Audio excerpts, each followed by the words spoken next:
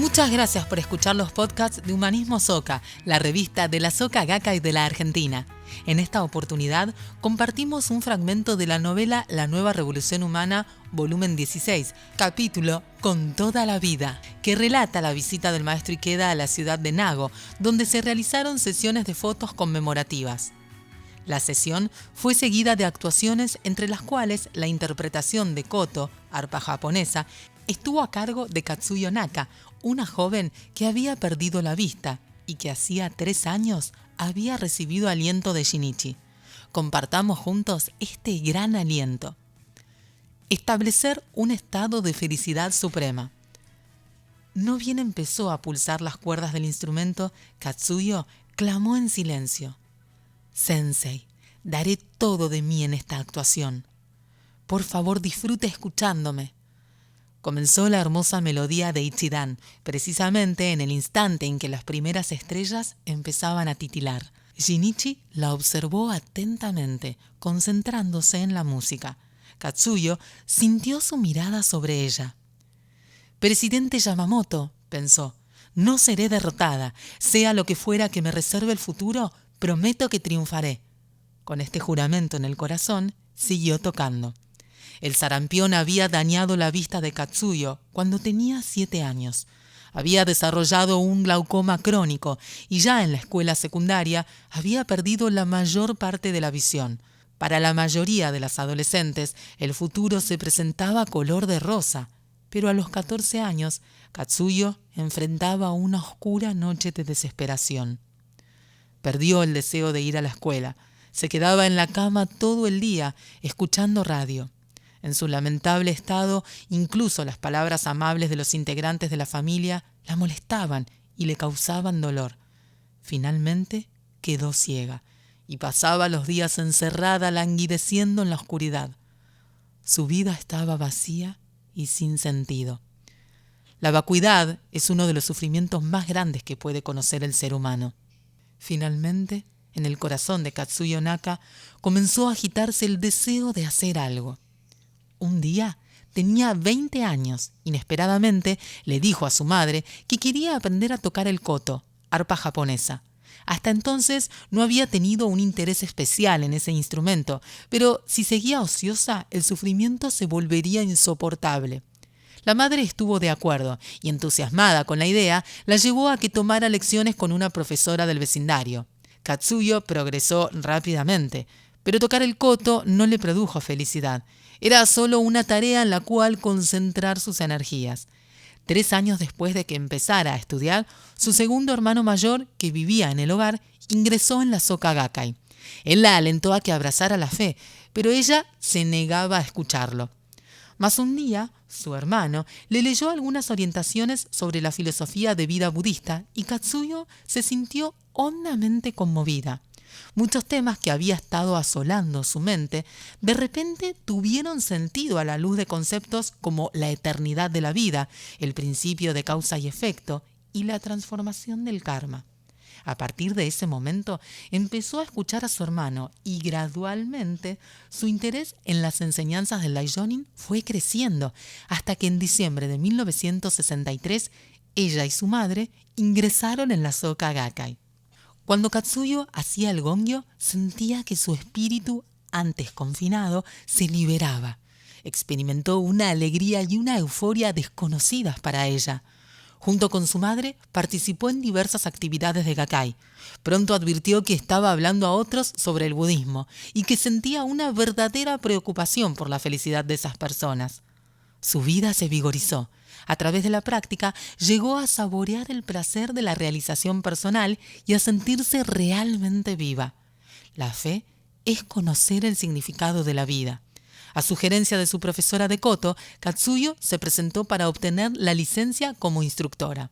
En 1969, 5 años después de ingresar en la Soka Gakkai, se encontró con Shinichi en Nago y pudo recibir aliento de él.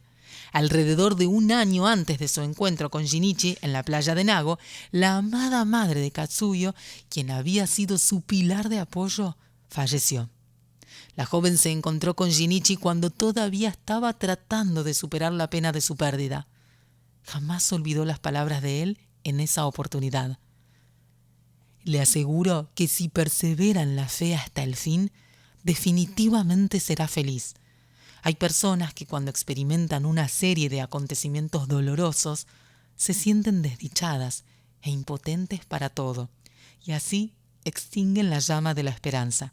Esa actitud en sí es fuente de sufrimiento. No poder ver no significa tener que ser infeliz.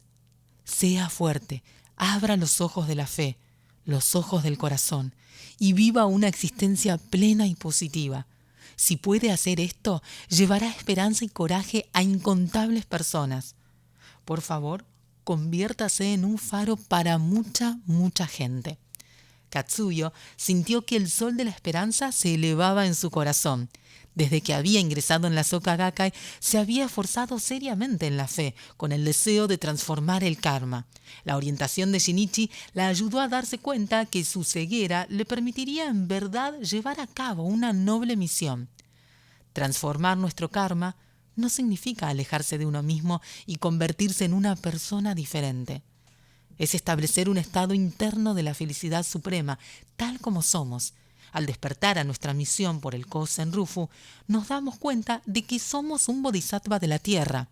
También confirmamos que poseemos la condición de vida del Buda, que garantiza que podemos lograr la felicidad absoluta. En otras palabras, al darnos cuenta de nuestra misión por el Kosen Rufu, podemos reconocer la increíble dicha que poseemos en el interior.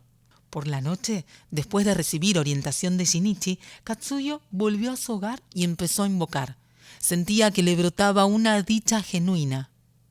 No puedo ver, pensó, pero por eso pude encontrar el Gohonzon. Y todavía tengo la voz para hablar sobre el budismo y entonar el Daimoku. También tengo piernas que me permiten ir y venir y hacer actividades. ¡Qué afortunada soy!